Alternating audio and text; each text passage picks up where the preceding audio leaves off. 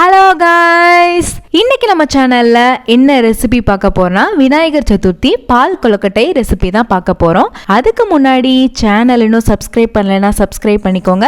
வாங்க வீடியோக்குள்ள போகலாம். இந்த பால் கொழுக்கட்டை ரெசிபி வந்து ஒரு 10 to 15 மினிட்ஸ்ல ஈஸியாக செஞ்சு முடிச்சிடலாம். வாங்க எப்படி செய்யறதுன்றத பார்ப்போம். ஃபர்ஸ்ட் உங்களுக்கு தேவையான அளவுக்கு அரிசி மாவு எடுத்துக்கோங்க. நான் இங்க வந்து 1 கப் அரிசி மாவு எடுத்திருக்கேன்.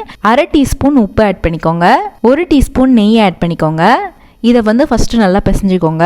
அதுக்கப்புறம் சுடு தண்ணி கொஞ்சம் கொஞ்சமாக ஊற்றி நல்லா கெட்டியாக பிசைஞ்சு எடுத்துக்கோங்க. இப்போ வந்து கொழுக்கட்டை மாவு நம்ம ரெடி பண்ணியாச்சு. இப்போ வந்து மாவு கொஞ்சம் கொஞ்சமாக எடுத்து சின்ன சின்ன பால்ஸ் மாதிரி ரெடி பண்ணிக்கோங்க. இதை விட நீங்கள் சின்னதாகவும் உருட்டலாம். இதை விட சின்ன சின்ன பால்ஸாக நீங்கள் ரெடி பண்ணால் பண்ணிக்கலாம். எப்படி ரெடி பண்ணாலும் நல்லா தான் இருக்கும். நான் வந்து கொஞ்சம் மீடியம் சைஸில் ரெடி பண்ணியிருக்கேன். இப்போ எல்லாமே இந்த மாதிரி ரெடி பண்ணி எடுத்தாச்சு. அதுக்கப்புறம் ஒரு பேனில் 2 கப் தண்ணி ஆட் பண்ணிக்கோங்க. 1 கப் பால் ஆட் பண்ணிக்கோங்க. இப்போ பால் நல்லா கொதிக்க விட்டுக்கோங்க. பால் நல்லா கொதிச்சு வரும்போது கொழுக்கட்டையெல்லாம் ஆட் பண்ணிக்கோங்க. இப்போ வந்து நம்ம மூடி வச்சிடலாம். ஒரு 15 மினிட்ஸ் நல்லா வேகட்டும். அதுக்கப்புறம் நல்லா ஓப்பன் பண்ணிவிட்டு நல்லா கிண்டி விட்டுக்கோங்க.